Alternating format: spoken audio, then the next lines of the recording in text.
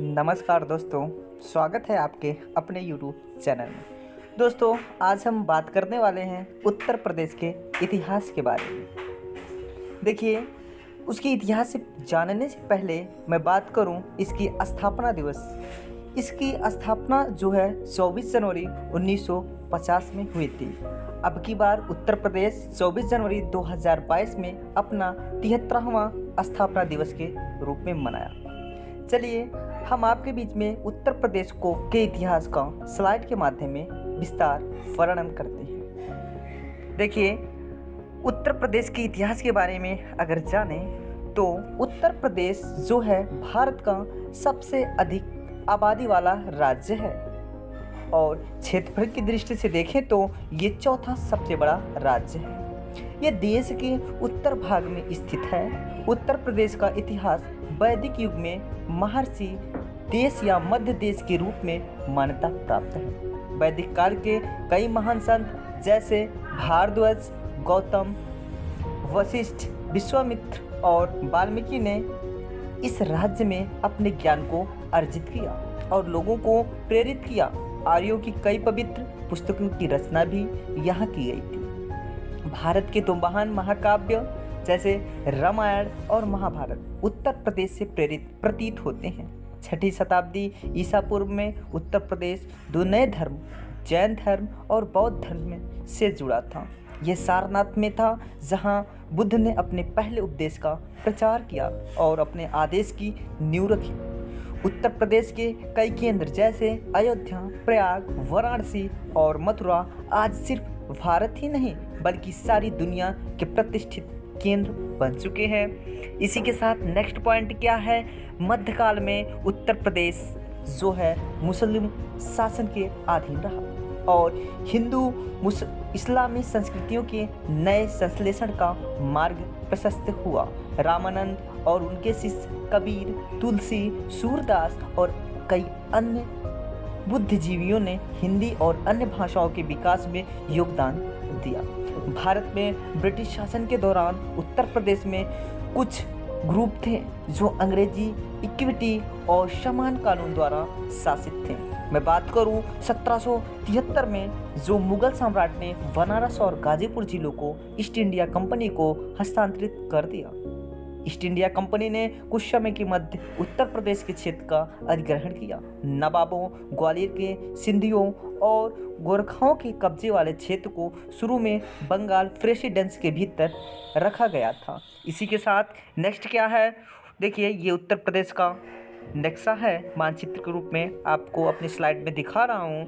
और next point हमने क्या नोट डाउन किया, उत्तर प्रदेश के इतिहास में ये जो है 5 अवधियों में विभाजित किया गया। ये 5 अवधियाँ कौन कौन से हैं, चलिए आगे समझते हैं। पहले मैं बात करूँ प्रागैतिहास और पौराणिक कथाएँ। दूसरा क्या है, बौद्ध हिंदू काल। तीसरा क्या है, मुस्लिम काल। चौथा ब्रिटिश काल और जो 5वां होगा आपका पश्चात काल। देखिए, उत्तर प्रदेश गंगा के मैदान के मध्य में स्थित होने के कारण यह प्राय पूरे उत्तर प्रदेश के इतिहास में केंद्र बिंदु रहा है। मैं बात करूं उत्तर प्रदेश का इतिहास मतलब प्रागैतिहास और पौराणिक कथा। इसके पौराणिक कथाओं के बारे में अगर हम जाएं तो उत्तर प्रदेश की प्रागैतिहासिक सभ्यता पर पुरातात्विक जांच ने नई रोशनी डाली। मैं बात करूं उत्तर प्रदेश जिले के प्रतापगढ़ के क्षेत्र में पाए गए कई मानव कंकालों के अवशेष लगभग 10,000 ईसा पूर्व के हैं। 17वीं शताब्दी ईसा पूर्व से पहले के क्षेत्र का अन्य ज्ञान बड़े पैमाने पर वैदिक साहित्य मतलब प्राचीन भारतीय वैदिक धर्म और 2 महान भारतीय महाकाव्यों रामायण और महाभारत के मध्य से प्राप्त हुआ, जो उत्तर प्रदेश में गंगा के मैदान का वर्णन करते हैं। महाभारत की स्थापना हस्तिनापुर के आसपास का क्षेत्र है, जो वर्तमान में राज्य के पश्चिम भाग में है, जबकि रामायण के जन्मस्थल के आसपास और रामायण में स्थापित हैं। राज्य में पौराणिक कथाओं का एक और केंद्र मथुरा के पवित्र शहरों के आसपास का क्षेत्र है, जहां कृष्ण का जन्म हुआ था। फिर उसके बाद मैं बात करूं उत्तर प्रदेश का इतिहास मतलब बौद्ध हिंदू काल। देखिए, बौद्ध हिंदू काल को अगर हम समझें तो भारत का एक व्यवस्थित इतिहास और उत्तर प्रदेश का क्षेत्र 7वीं शताब्दी ईसा पूर्व के अंत में आता है। जब उत्तरी भारत में 16 महाजनपद, मतलब महाजनपद का मतलब महान राज्य, वर्चस्व के लिए संघर्ष कर रहे थे, तो उनमें से 7 पूरी तरह से उत्तर प्रदेश की वर्तमान सीमाओं के भीतर आ गए।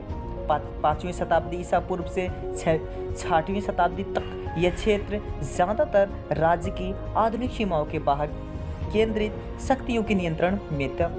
पहले मगध में, वर्तमान बिहार में और बाद में वर्तमान मध्य प्रदेश में उज्जैन में है। इस क्षेत्र पर शासन करने वाले महाराजाओं में चंद्रगुप्त, जिसका शासनकाल था 391 से लेकर के 297 ईसा पूर्व, और शासक जो था 3री शताब्दी ईसा पूर्व, दोनों मौर्य सम्राट, साथ ही चंद्रगुप्त मतलब 4वीं शताब्दी ईसा पूर्व, और चंद्रगुप्त द्वितीय थे। बाद में एक प्रसिद्ध शासक हर्षवर्धन ने राज्य की वर्तमान सीमाओं का अधिग्रहण किया।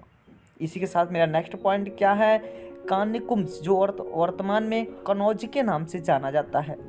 अपनी राजधानी से वह पूरे उत्तर प्रदेश के साथ साथ बिहार, मध्य प्रदेश, पंजाब, राजस्थान के हिस्सों को नियंत्रित करने में सक्षम था। इसी के साथ इस बीच 6वीं शताब्दी ईसा पूर्व तक प्राचीन वैदिक धर्म का काफ़ी हद तक ब्राह्मणवाद में विकसित किया गया, जो 2री शताब्दी ईसा पूर्व में शास्त्रीय हिंदू धर्म में विकसित हुआ था। अनुमान और परंपरा के अनुसार यह उस अवधि के दौरान था जब 6वीं और 4वीं शताब्दी ईसा पूर्व के बीच कुछ समय के लिए बुद्ध ने वाराणसी के पास सारनाथ में अपने पहले धर्म उपदेश का प्रचार किया। इन्होंने जिस बौद्ध धर्म की स्थापना की वह न केवल भारत में बल्कि चीन और जापान जैसे कई दूर देशों में फैला है। इसी के साथ ऐसा कहा जाता है कि बुद्ध ने कुशीनगर, जो कि अब पूर्वी उत्तर प्रदेश के स्थित है। इसी के साथ नेक्स्ट पॉइंट है, सबसे पहले बौद्ध और ब्राह्मणी या हिंदू संस्कृति का विकास हुआ उत्तर प्रदेश में, और बौद्ध प्रतीकवाद से परिपूर्ण मूर्तियां और वास्तुकला अशोक की 3री शताब्दी ईसा पूर्व के शासनकाल के दौरान उनके क्षेत्र में पहुंच गई। मैं बात करूं गुप्त वंश द्वारा शासन की अवधि के दौरान हिंदू कला ने अपने महान विकास का अनुभव किया। हर्ष की मृत्यु के बाद लगभग 647 ईस्वी में हिंदू धर्म के पुनरुद्धार के साथ बौद्ध धर्म का क्रमिक पतन हुआ, और उस पुनरुद्धार के मुख्य वस्तुकार दार्शनिक शंकर जो दक्षिण भारत में पैदा हुए थे।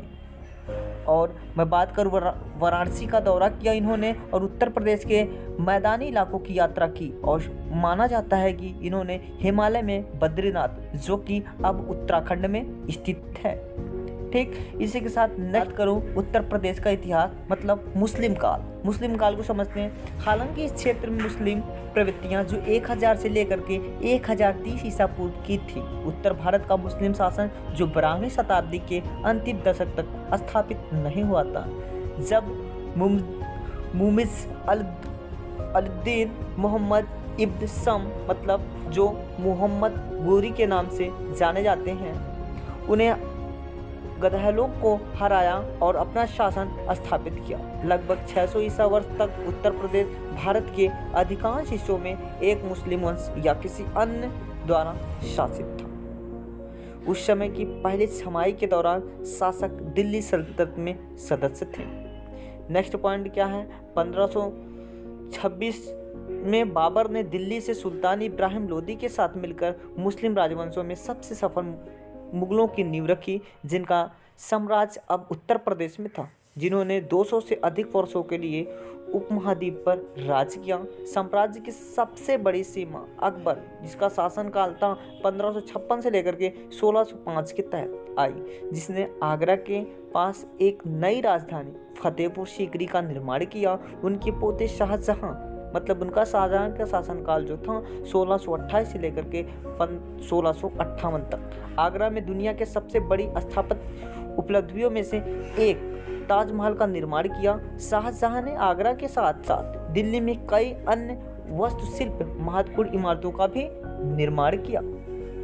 देखिए, मुगल साम्राज्य ने एक नई समग्र संस्कृति के विकास को बढ़ावा दिया और हिंदू और मुस्लिम के साथ साथ भारत की विभिन्न जातियों के बीच एक समान आधार चाहने वाले कई नए संप्रदाय उस अवधि के दौरान विकसित हुए।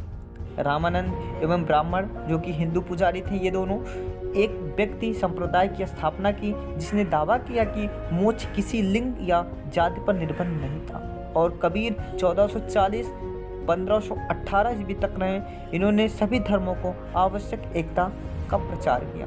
18वीं शताब्दी में मुगलों के पतन के कारण उस समग्र संस्कृति के केंद्र को दिल्ली से लखनऊ, अवध मतलब अब जो अयोध्या के नाम से प्रचलित है, के नवाब मतलब वहाँ के शासक के सीट पर स्थानांतरित कर दिया गया, जहाँ कला, साहित्य, संगीत और कविता का विकास हुआ।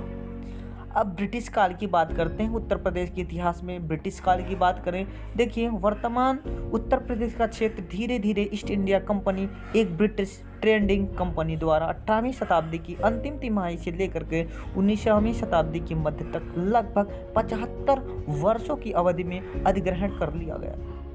मैं बात करूं भारतीय उपमहाद्वीप के उत्तरी भाग में कई शक्तियां जो ग्वालियर मतलब जो कि अब मध्य प्रदेश में स्थित हैं कि सिंधिया और नेपाल के गोरखाओं से लड़ी गई पहली बार बंगाल प्रांत के रूप में ज्ञात ब्रिटिश प्रांत के भीतर रखी गई थी, लेकिन 1833 में उन्हें उत्तर पश्चिम प्रांत, जिसे शुरू में आगरा प्रेसिडेंस कहा जाता था, के गठन के लिए अलग कर दिया गया। इसी के साथ 1856 ईस्वी में कंपनी द्वारा अवध को 1877 में उत्तर पश्चिम प्रांतों के साथ एकजुट किया गया था। परिणाम स्वरूप प्रशासनिक इकाई की सीमाएं उत्तर प्रदेश राज्य के लगभग समान थी, क्योंकि इसे 1950 में कॉन्फ़िगर किया गया था। 1902 में नाम को आगरा और अवध के संयुक्त प्रांत में बदल दिया गया था। नेक्स्ट क्या हुआ, 1857 से लेकर के 1858 की मैं बात करूं तो इसमें ईस्ट इंडिया कंपनी के खिलाफ व्यापक भारतीय विद्रोह संयुक्त प्रांत के केंद्रित था, जो 10 मई 1857 को मेरठ में सैनिक के एक विद्रोह के कारण विद्रोह 2 महीने के भीतर 25 से अधिक शहरों में फैल गया। 1858 में विद्रोह को अंग्रेजों द्वारा कुचल दिया गया, जिसके साथ ही संयुक्त प्रांत का प्रशासन और शेष ब्रिटिश भारत को ईस्ट इंडिया कंपनी से ब्रिटिश ताज में स्थानांतरित कर दिया गया था। मैं बात करूं 1880 के दशक के अंत में भारतीय राष्ट्रवाद के उदय के साथ संयुक्त प्रांत स्वतंत्रता के लिए आंदोलन में सबसे आगे था। इसने भारत को सबसे महत्वपूर्ण राष्ट्रवादी राजनीतिक नेता दिए, जिसे मोतीलाल नेहरू, पंडित मदन मोहन मालवीय, मोतीलाल के बेटे जवाहरलाल नेहरू और पुरुषोत्तम दास टंडन आदि प्रमुख नेता यहाँ पे पैदा हुए। मनमोहन दास महात्मा गांधी, जो 1920 से लेकर के 1922 में गांधी के अहिंसात्मक आंदोलन, जिसे भारत में ब्रिटिश साम्राज्य की नींव को हिला देने के लिए बनाया गया था, पूरे संयुक्त प्रांत में फैल गया। लेकिन चौरी चौरा जो प्रांतों के पूर्वी भाग में गांव में हिस्सा भर किया और यह आंदोलन समाप्त किया गया। अब मैं बात करूं भारतीय स्वतंत्रता के बाद उत्तर प्रदेश का इतिहास, तो 1947 के बाद क्या हुआ, 1947 में संयुक्त प्रांत भारत के नए स्वतंत्र डोमिनियन की प्रशासनिक इकाइयों में से एक बन गया। 2 साल बाद टिहरी गढ़वाल, अब जो कि उत्तराखंड में है, रामपुर, वाराणसी, इसकी सीमाओं के भीतर सभी के संयुक्त राज्य में शामिल किया गया था। मैं बात करूं 1950 में एक नए भारतीय संविधान को अपनाने के साथ संयुक्त प्रांत का नाम बदलकर उत्तर प्रदेश दिया गया और भारतीय गणराज्य का एक घटक राज्य बन गया। नेक्स्ट क्या है, स्वतंत्रता के बाद से राज्य ने भारत के भीतर एक प्रमुख भूमिका बनाए रखी। इसने देश को कई प्रधानमंत्री दिए, जिनमें जवाहरलाल नेहरू भी शामिल हैं, नेहरू की बेटी इंदिरा भी है, और भारतीय जनता पार्टी जो कि भाजपा के अटल बिहारी वाजपेयी और राष्ट्रीय विपक्षी अल्पसंख्यक दलों के प्रमुख नेता जैसे कि आचार्य नरेंद्र देव, प्रजा सोशलिस्ट पार्टी के संस्थापकों से एक और समाजवादी मतलब पार्टी सपा के संस्थापक और लंबे समय तक नेता रहे मुलायम सिंह यादव आदि, जो 1990 के दशक की शुरुआत से भाजपा और सपा के साथ साथ बहुजन समाजवादी पार्टी जो कि अनुसूचित जाति अनुसूचित जनजाति के सदस्यों को प्रतिनिधित्व करती है, के साथ साथ राज्य पर नियंत्रण के साथ राज्य स्तर पर राजनीतिक का विकास हुआ। हिंदू राष्ट्रविदों द्वारा अयोध्या में 16वीं सदी की एक मस्जिद को नष्ट करने के बाद हुए घातक दंगों के बाद, जो कि 1992 से लेकर के 1993 में उत्तर प्रदेश राष्ट्रीय सरकार के सीधे नियंत्रण में रहा। नेक्स्ट क्या है, स्वतंत्रता के बाद से राज्य ने भारत के भीतर एक प्रमुख भूमिका बनाए रखी। इसने देश को कई प्रधानमंत्री दिए।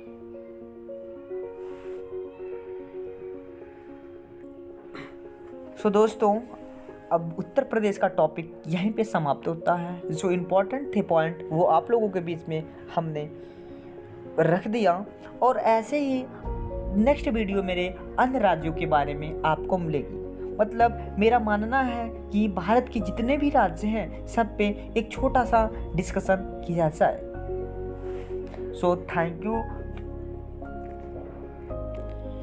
थैंक यू मेरे दोस्तों। अगर आपको वीडियोस पसंद आई हो मेरा ये लेक्चर, तो हमारे चैनल को सब्सक्राइब करें और लाइक करें, शेयर करें, ताकि हम थोड़ा सा मोटिवेट हों आपके कमेंट से, जिससे मैं और अच्छी तरीके से वीडियो को बना सकूं और आपके सामने रख सकूं। Thank you.